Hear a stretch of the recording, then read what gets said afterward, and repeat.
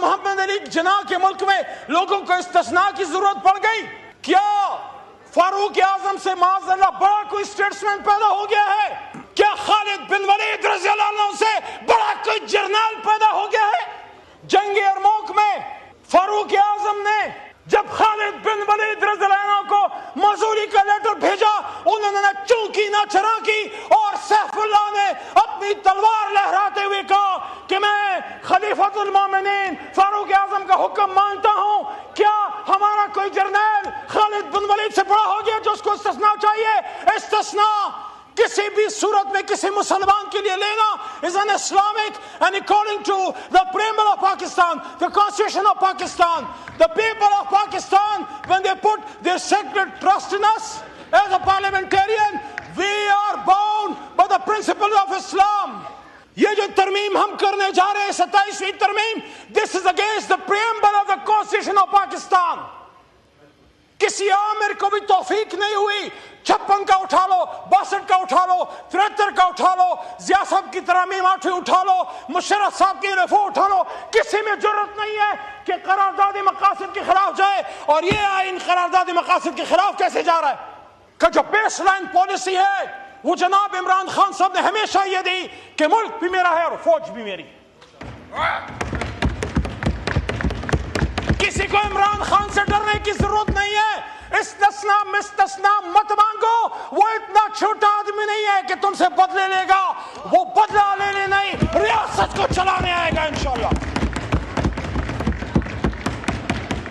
मेरे दोस्तों, 27वीं आईनी तरमीम के हवाले से मैं दो चीजों पे बात करूंगा।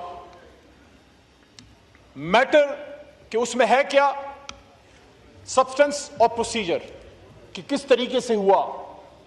बाज़ औक़ात आपकी अगर नीयत अच्छी हो और कोई आप ठीक भी काम करना चाह रहे हो, लेकिन तरीक़ाकार पे अगर आप सही नहीं करते उस पर सवाल उठते हैं।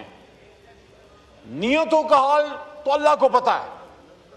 इन्नमल अमालु बिन्नियात, हमें नहीं पता आपके सीनों में क्या है, आपके उसमें क्या है, लेकिन जिस तरीके से हो रहा है, जिस तरीके से पाकिस्तान के आईन में तरामीम हो रही हैं, उस पे बंदा यही कह सकता है कि वाह नाकामी, बताए कारवां जाता रहा, कारवां के दिल से एहसास ज़िया जाता रहा।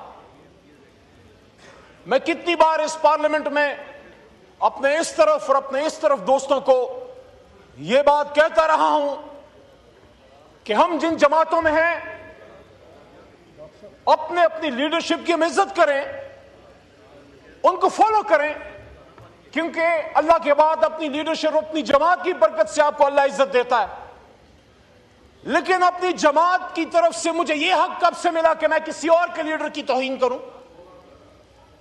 मैंने पिछले 13 साल में कभी नवाज शरीफ साहब या भुट्टो साहब के खिलाफ कोई ऐसी बात नहीं की जो उसूल के खिलाफ हो।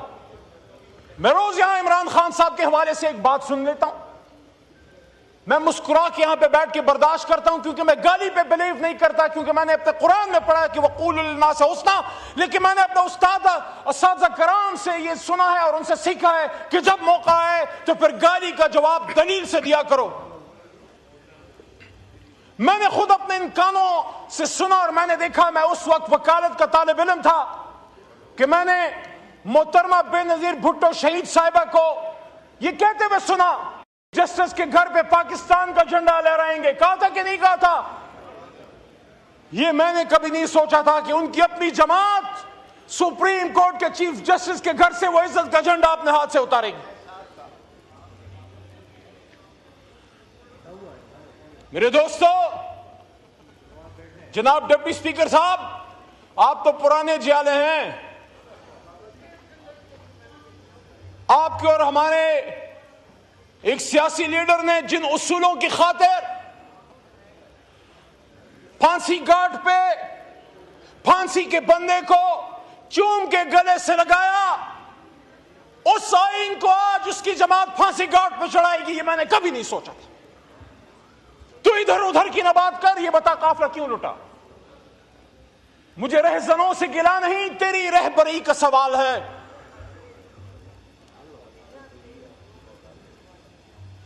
जिस वकील ने यह मुल्क बनाया था, कायद-ए-आज़म